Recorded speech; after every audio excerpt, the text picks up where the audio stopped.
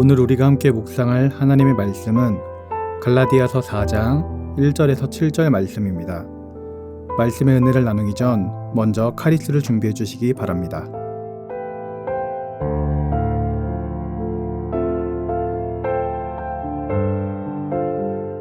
내가 또 말하노니 유업을 이을 자가 모든 것의 주인이나 어렸을 동안에는 종과 다름이 없어서 그 아버지가 정한 때까지 후견인과 청지기 아래에 있나니 이와 같이 우리도 어렸을 때에 이 세상의 초등 학문 아래에 있어서 종 노릇하였더니 때가 참에 하나님이 그 아들을 보내사 여자에게서 나게 하시고 율법 아래에 나게 하신 것은 율법 아래에 있는 자들을 속량하시고 우리로 아들의 명분을 얻게 하려 하심이라.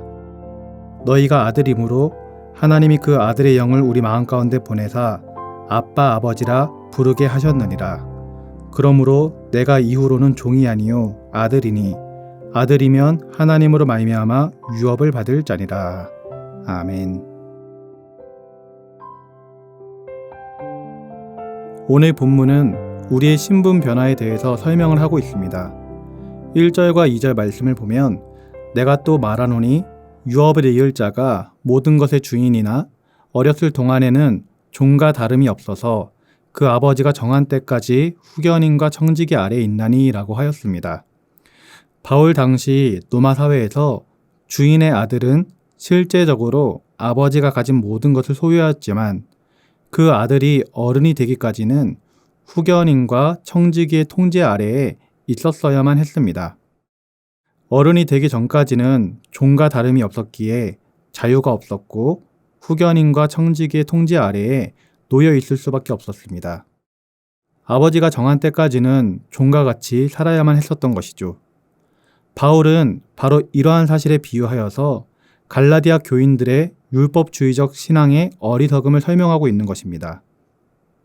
즉, 율법주의적인 신앙은 율법이라는 후견인 혹은 청지기의 지배와 통제를 받는 어린아이의 신앙과 같다라는 것입니다.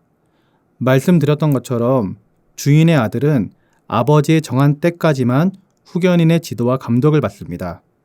따라서 그는 아버지의 정한 때가 되면 후견인의 감독에서 자유하게 되어 이제는 주인으로서의 권리와 자유를 누리게 되는 것입니다.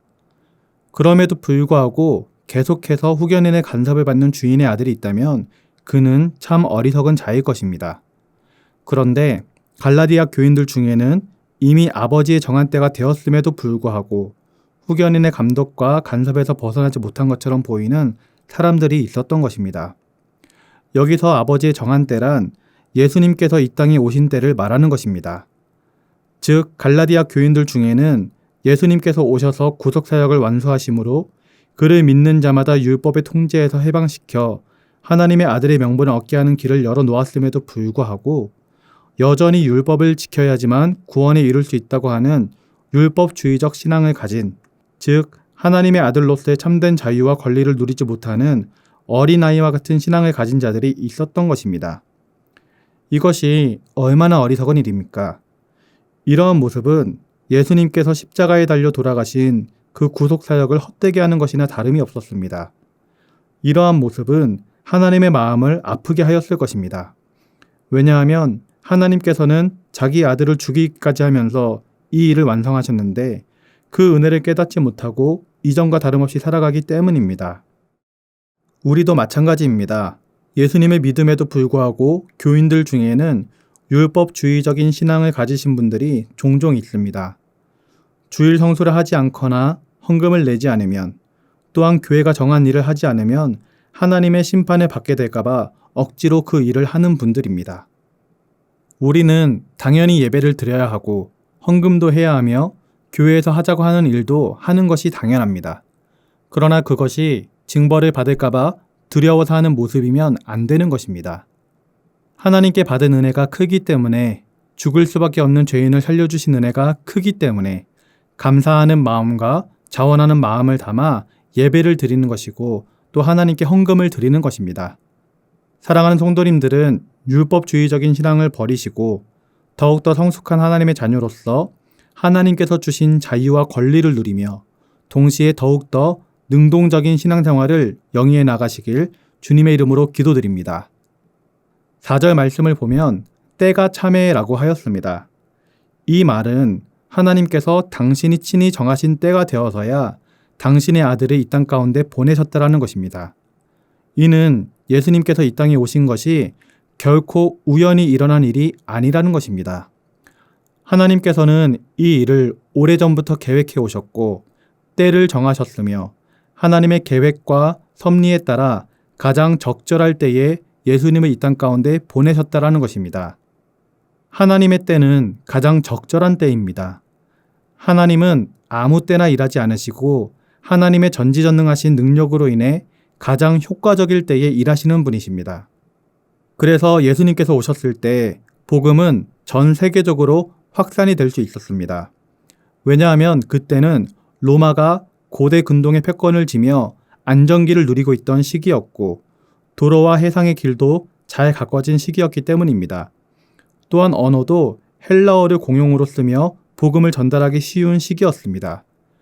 그래서 예수님의 십자가 사건과 제자들의 복음 전파 사역은 예루살렘을 넘어 온 유대와 사마리아와 땅끝까지 이르러 전파될 수 있었던 것입니다. 하나님께서는 모든 것을 계획하시고 가장 적절한 때에 하나님의 일을 성취하신 것입니다. 하박국 2장 3절 말씀을 보면 이 묵시는 정한 때가 있나니 그 종말이 속히 이르겠고 결코 거짓되지 아니하리라. 비록 더딜지라도 기다리라. 지체되지 않고 반드시 응하리라 라고 하였습니다. 하나님의 말씀은 정한 때가 있다라는 것이죠. 그 때가 되면 지체되지 않고 임하실 것이라는 하나님의 말씀입니다. 이처럼 하나님은 하나님의 때에 가장 효과적으로 일하시는 분이십니다. 이는 우리에게도 동일하게 적용됩니다. 우리가 기도할 때 하나님께서는 세 가지로 기도를 응답해 주시죠. 첫 번째는 yes로서 바로 응답해 주시는 것입니다. 그리고 두 번째는 no입니다. 그거는 안 된다라는 것이죠. 마지막 세 번째는 wait입니다. 기다리라는 것입니다. 하나님께서 우리의 기도를 즉시 응답해 주지 않으시고 기다리라라고 말씀하시는 이유는 가장 좋은 때에 하나님의 방법으로 일하시려고 하시기 때문입니다. 사랑하는 성도님들은 이 사실을 믿고 하나님의 때를 신실하게 기다릴 수 있기를 주님의 이름으로 기도드립니다. 오늘 말씀을 통해 우리는 하나님의 자녀가 된 존재로서 이제는 율법의 매인자가 아니라 자유자가 되었음을, 그래서 우린 더욱더 성숙한 모습으로 더 능동적인 모습으로 신앙생활해야 함을 기억하시기 바랍니다. 또한 하나님께서는 하나님의 때에 일하신다라는 것을 기억하여 낙심하지 말고 믿음을 가지고 하나님의 때를 기다릴 수 있는 성도님들 되시길 주님의 이름으로 기도드립니다. 기도하겠습니다.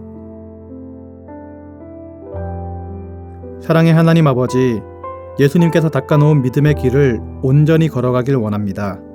오늘 본문의 율법주의자들처럼 신앙생활 하지 말게 하시고 믿음을 가지고 살아갈 수 있도록 인도하여 주옵소서. 또한 하나님께서는 하나님의 때에 일하시는 것을 깨닫사오니 믿음을 가지고 그 때를 기다릴 수 있도록 주님 은혜를 더하여 주시옵소서. 감사를 드리며 예수님의 이름으로 기도드립니다. 아멘. 하늘에 계신 우리 아버지, 아버지의 이름을 거룩하게 하시며 아버지의 나라가 오게 하시며 아버지의 뜻이 하늘에서와 같이 땅에서도 이루어지게 하소서. 오늘 우리에게 일용할 양식을 주시고 우리가 우리에게 잘못한 사람을 용서하여 준 것 같이 우리 죄를 용서하여 주시고 우리를 시험에 빠지지 않게 하시고 악에서 구하소서. 나라와 권능과 영광이 영원히 아버지의 것입니다. 아멘.